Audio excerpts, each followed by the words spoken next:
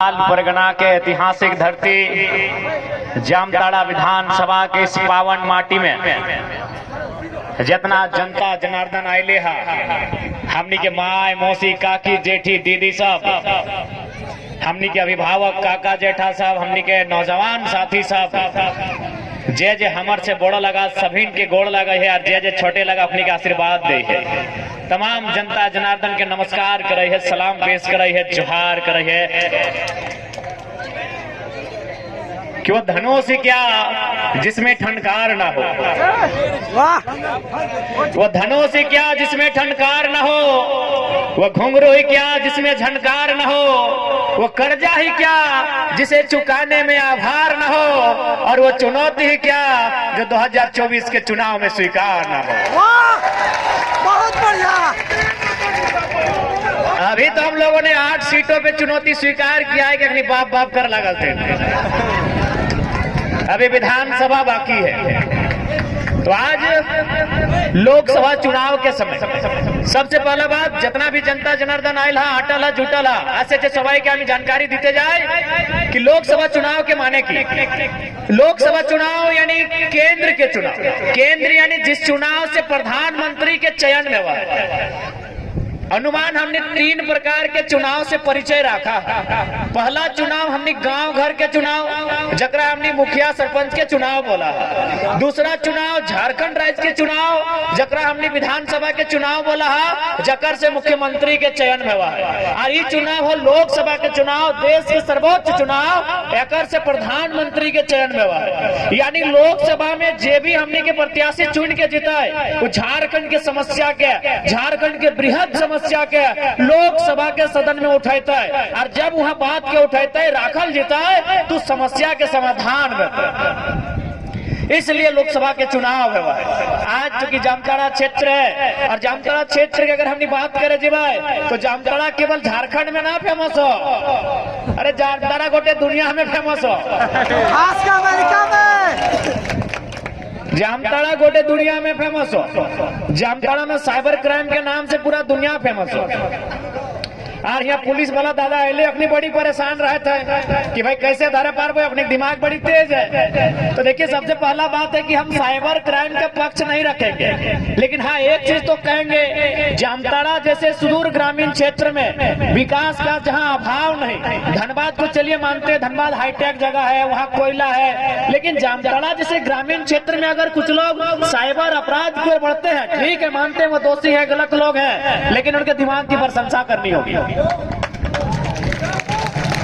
हमको लगता है उतना दिमाग तो वीडियो सी लोग के पास भी थोड़ा कम ही होता होगा। तो इसलिए अगर हमारी दीदी बेबी लता टूडू जीतकर संसद भवन में जाती है, तो संसद भवन में इस बात को रखेगी कि हमारे जामताड़ा को साइबर क्राइम के नाते पूरे दुनिया में जाना जाता है। इसका मतलब है वहाँ के नौजवान भले ही गलत काम कर रहे हैं, लेकिन उनमें माइंड है। अतः हम सरकार से मांग करते हैं, सदन से मांग करते हैं कि जामताड़ा को IT हब के रूप में तब्दील किया जाए। बहुत बढ़िया। जामताड़ा को IT हब के रूप में तब्दील किया जाए, जामताड़ा को बढ़िया इंजीनियरिंग कॉलेज प्रोवाइड किए जाए, ताकि यहाँ के नौजवान जो गलत दिशा में जा रहे हैं, जो अपराध का चयन कर रहे हैं, वो अपनी ऊर्जा का उपयोग इस देश को बनाने में, झारखंड को बनाने में और झारखंड को सजाने में लगाए। क्या बोलते हैं आप? बहुत बढ़िया। क्या बताइए, अपराधी को लाठी डंडा से रोका जा सकता है? क्या नक्सल समस्या का समाधान गोली से है? नहीं, सामाजिक न्याय से है, शिक्षा से है, रोजगार से है, एक बढ़िया पॉलिसी से है। इसलिए जब हमारी दीदी उठ के जाएंगे तो जामताड़ा में अगर कुछ मांग करेंगे तो प्रयास होगा इनका कि जामताड़ा जिला को एक IT हब के रूप में डेवलपमेंट किया जाए, ताकि यहाँ के नौजवान जो गलत दिशा में भटक रहे हैं उन्हें सही दिशा मिले, सही रास्ता मिले, अपराध कम हो, पुलिस की परेशानी कम हो, ऐसा प्रयास किया गया। इसलिए हम लोग इस बात के लिए आप लोग आश्वस्त रहिए। नए लोग आए हैं पॉलिटिक्स में, नया बदलाव करेंगे। हमने सोबिन नौतन गिदर बहुत जन देख ले तो कहले यार तोहनी तो ट्राउजर पीना, टी शर्ट पीना, एक से पहले नेता के लिए खलता पाजामा पीना। हमने कहलिए सब चीज बदले आइलियो, पुराना पॉलिटिक्स बदले आइलियो, नया पॉलिटिक्स सीखवे आइलियो, और साथ ही साथ जो परिवारवाद के पॉलिटिक्स चल रहा हो ओकरा भी बदले आइलियो, चाहे दुमका लोकसभा रहे या जामताड़ा विधानसभा रहे। एक बात स्पष्ट जान लीजिए तमाम मतदाता, चूंकि आज भी हमारे जो मतदाता हैं उनमें कहीं ना कहीं चेतना की कमी है, जागृति की कमी है। और ये बात हम नहीं कह रहे, ये बात आज से कई सालों पहले, कई दशकों पहले जब भारत के संविधान का निर्माण किया गया था और संविधान निर्माता के नेतृत्व करने वाले बाबा साहेब डॉक्टर भीमराव अंबेडकर जब संविधान का निर्माण कर चुके थे तो एक उद्योगपति उनसे मिले, एक राज परिवार का व्यक्ति उनसे मिला और उसने कहने लगा, अंबेडकर ये अच्छी बात है कि आज के बाद तुमने संविधान का निर्माण कर दिया, ये अच्छी बात है, लेकिन ये लोग जिनकी सुरक्षा के लिए संविधान को बनाया गया है ये लोग कहीं ना कहीं बहुत गरीब किस्म के लोग हैं, इन्हें हम खरीद लेंगे। डॉक्टर अंबेडकर ने अपने आंखों से चश्मे को उतारा, उस चश्मे को अपने रुमाल से पोंछा और थोड़ा भावुक हो गए और उन्होंने कहा, हाँ आप सही बोल रहे हैं, क्योंकि आज भी शोषित वंचित लोग, किसान कामगार लोग, उनकी आर्थिक स्थिति इतनी दयनीय है कि आज उनके वोट को खरीदा जा सकता है, लेकिन जिस दिन ये लोग शिक्षित हो जाएंगे, संगठित हो जाएंगे और संघर्ष करेंगे, आप जैसे नेताओं को कभी जगह नहीं मिलेगा। तो आज भी मुझे लगता है कि कहीं ना कहीं जो वोट देने वाले हैं आजादी के 75 सालों के बाद भी और गणतंत्र स्थापना होने के लगभग 72-73 साल के बाद भी आज भी जो मतदाता हैं उनकी जो चेतना है, उनकी जो दूरगामी सोच है वो दूर तक देख नहीं पाते हैं। देखिए, सबसे पहला बात, यदि आप चाहते हैं कि भारत देश का भला हो, यदि आप चाहते हैं झारखंड राज्य का भला हो, तो आपको भी मालूम है कि भले इस देश में 10 प्रकार के धर्म है। आज भारतीय संविधान में 10 प्रकार के धर्म है। 11वां में दीदी ने बात को उठाया कि आदिवासी समुदाय सरना धर्म कोड की मांग करता है, निश्चय ही हमारे प्रत्याशी सदन इस बात को उठाएंगे। 10 प्रकार के धर्म इस देश में मान्यता है, 10 का अपना अपना मान्यता है। कोई ईश्वर को मानता है, कोई अल्लाह पे विश्वास रखता है, तो कोई कहीं और विश्वास रखता है, कोई मारंग मुरुत, तो कोई बूढ़ा बाबा में विश्वास रखता है। लेकिन आपको भी मालूम है इस देश का उन्नति, इस देश की तरक्की का रास्ता, इस देश की तरक्की का रास्ता संसद से होकर गुजरता है। इसलिए आपका ध्यान संसद में होना चाहिए, वहां भी आपकी आस्था होनी चाहिए। बाकी आपकी जो आस्था है बिल्कुल उसका हम लोग सम्मान करते हैं। भारत एक पंथ निरपेक्ष देश है और हम लोग भारत की इस पंथ निरपेक्ष की व्यवहार का आदर करते हैं, लेकिन आपको संसद के रास्ते को आप भूल नहीं सकते हैं। यानी यदि देश का भला होगा तो आपको सत्ता और संपत्ति का विकेंद्रीकरण का पक्ष लेने वालों को जिताना होगा। सत्ता और संपत्ति का विकेंद्रीकरण का मतलब है कि सत्ता किसी भी व्यक्ति तक पहुंचे, संपत्ति किसी भी व्यक्ति तक पहुंचे। लेकिन आज देखिए क्या स्थिति है, चाहे इरफान अंसारी रहे, भले अंसारी नाम सुनने के बाद अंसारी लोग खुश हो जाए, लेकिन भैया एक ही परिवार में तो 30 साल से पोस्ट जमा है।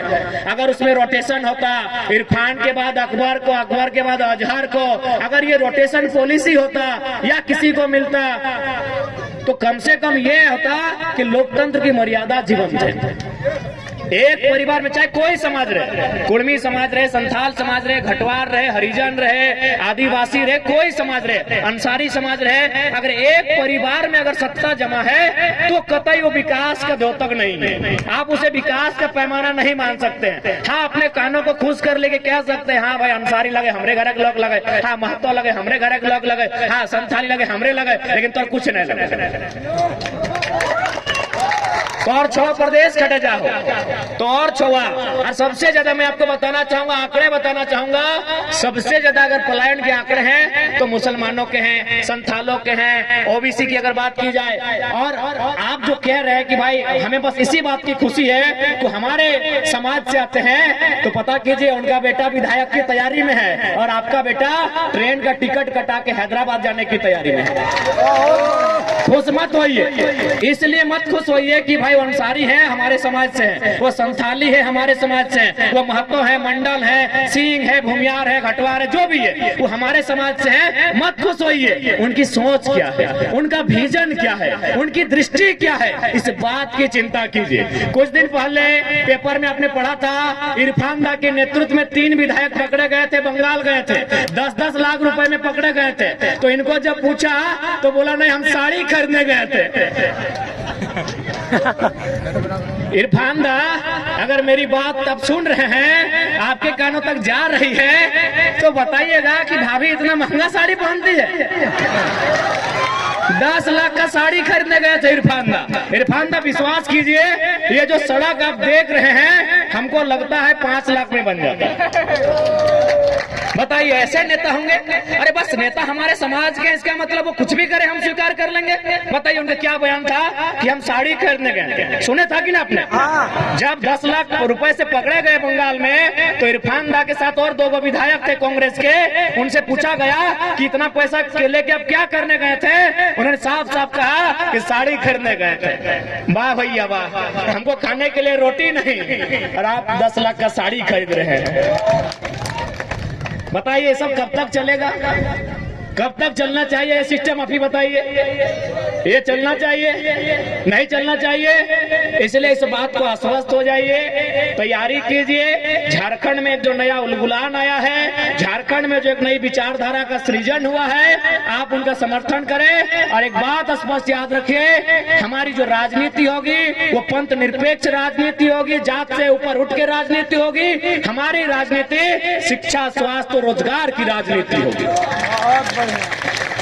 और ये आपको भी तय करना होगा कि आप जिनको वोट करते हैं वो आपके बच्चों की भविष्य की चिंता करें। क्योंकि आप जब 1 तारीख को वोट करने जाएंगे, याद रखिएगा उस दिन का सूर्य का तापमान क्या होगा। सूर्य भी लाल होगा, धरती भी लाल होगी और आपका बदन भी लाल होगा। यानी उतना गर्मी में आप वोट करने जाते हैं। यदि आपके माता पिता मैया पप्पा में कुछ बोलते हो कि काम कर दे, साफ साफ मना कर दबा कि ना मैया बड़ी दो रोज दे रहा है, तनी शाम भेवे दी। लेकिन हमने जब वोट दिए जाही, कोई मना नहीं, कोई इनकार नहीं, बल्कि हमने वोट दिए जाही, गर्मियां सह के वोट दिए जाए। कहे हमने किस बात के विश्वास है कि जकरा हमने वोट दे, जब वो चुनाव जीतल बाद दिल्ली के सदन में बैठता है तो हमारे बाल बच्चा के भविष्य के बात करते हैं। बाल बच्चा के भविष्य मतलब औकार पढ़ाई, दवाई, कमाई के चर्चा करते हैं। पढ़ाई यानी शिक्षा, दवाई यानी स्वास्थ्य और कमाई यानी रोजगार के चिंता करते हैं। लेकिन अपने की करे हो 10 लाख के साड़ी कहां से मिलते? इसलिए आज और एक बात, जितने भी हमारे संथाल समुदाय के लोग आते हैं, मैं आपसे भी आग्रह करना चाहूंगा, हमें तोहनियों से विनती करे चाहे कि देख ले, एक परिवार से संथाल समाज का भला नहीं होगा। आज आप देखिए, दीदी ने भी बताया कि यदि मुख्यमंत्री 2 सीट से लड़े थे, बरहेट और दुमका, यदि उनको दुमका का सीट छोड़ना चाहिए था तो बुधू सोरेन को लड़ा देते, बुधू सोरेन को लड़ा देते। अरे कोई गरीब संथाल होगा, आप अपना किसको लड़ाते हैं? बसंत सोरेन को। मंत्री किसको बनाते हैं? बसंत सोरेन को। आप किसको लड़ाए हैं? कल्पना सोरेन को। मुख्यमंत्री किसको बनाएंगे? कल्पना सोरेन को। और बाकी संथाल लोग क्या करते हैं? टेम्पो में बैठते हैं, धनबाद जाते हैं और मजदूरी करने का काम करते हैं, और फिर भी हम बोलते हैं कि हाँ हमारा मसीहा है।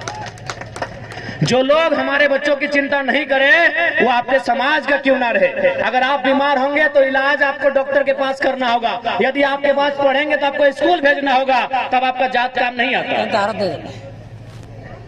तो इसलिए कम से कम अगर वो संथाल समाज का ही भला चाहते हैं तो बसंत सोरेन के जगह बुधू सोरेन को चुनाव लड़ाते हैं, कल्पना सोरेन के जगह कविता सोरेन को चुनाव लड़ाते, तब हम मानते कि हाँ आप संथाल समाज का भला चाहते हैं। एक परिवार से किसी भी समाज का भला नहीं होगा। और आज मुख्यमंत्री रहे, ठीक है, उन्होंने आदिवासी भावना का कार्ड खेला, आदिवासी का वोट मिला, लेकिन बताइए उनका पीए कौन है? उनका पीए है पिंटू श्रीवास्तव, उनका पीए है कौन है? साहेबगंज वाला जी पंकज मिश्रा। और कितना घोटाला? करोड़ों। इसलिए आज झारखंड की तकदीर को बदलने का समय है, नहीं तो आने वाली पीढ़ी हमसे सवाल करेगी। आज 23 साल हो गए झारखंड अलग राज्य के। आज इसी राज्य को अलग करने के लिए कभी तिलका मांझी, शेख भिखारी रघुनाथ महतो, तो कभी जयपाल सिंह मुंडा, निर्मल महतो, दिसम गुरु शिबू सोरेन, कॉमरेड AK रॉय और निर्मल महतो के शहादत से बनकर ये तैयार हुआ है झारखंड। और आज देखिए झारखंड किनके कब्जे में है। आज यहाँ के अस्पतालों में चले जाइए, आज यहाँ के बड़े बड़े कंपनियों में चले जाइए, आज यहाँ के बड़े बड़े कारखानों में चले जाइए, हर जगह गैर झारखंड के लोगों का दबदबा है। कहे भाई, इस दिन के लिए हमने झारखंड राज्य अलग नहीं किया था, इस दिन के लिए हमारे पूर्वजों ने बदन पे लाठियां नहीं खाई थी, इस दिन के लिए हमारे पूर्वज जेल नहीं गए थे। इसलिए आज हम इस बात को तय करना होगा कि झारखंड हमारे रक्त से बना है, इस रक्त के आहूत से बना झारखंड वह हमारा अधिकार होना चाहिए।